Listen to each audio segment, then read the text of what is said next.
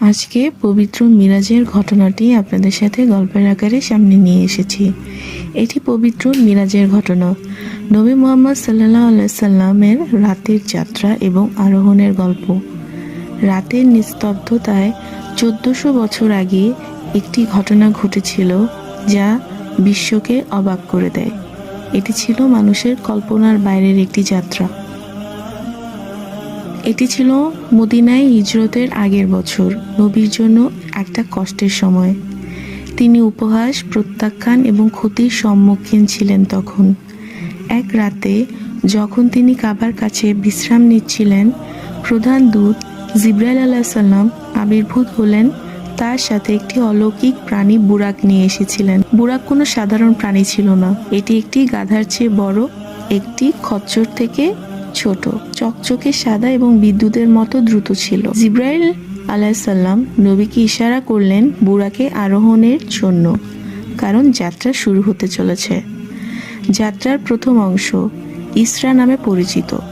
নবীকে মক্কা থেকে একটি পবিত্র গন্তব্য জেরুজালেমের মসজিদ আল আকসায় নিয়ে গিয়েছিলেন। কুরআনে এই মুহূর্তটি বর্ণনা করা হয়েছে এভাবে: মহিমান্বিত সেই ব্যক্তি যিনি তার বান্দা মুহাম্মদ সাল্লাল্লাহু আলাইহি সাল্লামকে রাতের বেলায় পবিত্র মসজিদ থেকে দূরতম মসজিদে নিয়ে গিয়েছিলেন, যার চারপাশে আমি বরকত দান করেছি, যাতে আমি তাকে আমার কিছু নিদর্শন দেখাতে পারি।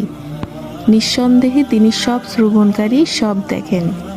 মসজিদ আল আকসায় মহানবী হযরত মুহাম্মদ সাল্লাল্লাহু আলাইহি সাল্লামকে আল্লাহর সকল রাসূলগণ অভ্যর্থনা জানান। তারা মুহাম্মদ সাল্লাল্লাহু আলাইহি সাল্লামের সাথে একসাথে নামাজ আদায় করেছিলেন। ইমাম হিসেবে তাদের নেতৃত্ব দিয়েছিলেন আমাদের প্রিয় নবী। চূড়ান্ত রাসূল হিসেবে তার মর্যাদা সকল সময় জুড়ে আল্লাহর বার্তার একতার প্রতীক। যাত্রার দ্বিতীয় অংশ ছিল জান্নাতে আরোহণ। জিবরাইল আলাইহিস সালাম নবীকে পথ দেখিয়েছিলেন যখন তিনি আসমানের 7টি স্তর অতিক্রম করেছিলেন। প্রথম আসমানে মানব পিতা আদম আলাইহিস সালামের সাথে নবী সাক্ষাৎ হয়। আদম আলাইহিস সালাম ও তার বংশধরের মাহাত্ম্য স্বীকার করে হাসি মুখে তাকে স্বাগত জানালেন।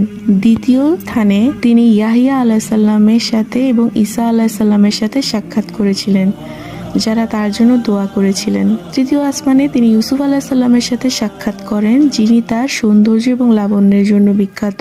চতুর্থ স্থানে ইদ্রিস আলাইহিস সালামের সাথে দেখা করেন, যিনি একজন জ্ঞানী ও পরহেজগার ব্যক্তিত্ব।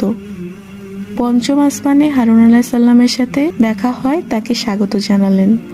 ষষ্ঠ আসমানে তিনি মুসা আলাইহিস সালামের সাথে দেখা করেন। অবশেষে সপ্তম আসমানে তিনি ইব্রাহিম আলাইহিস সালাম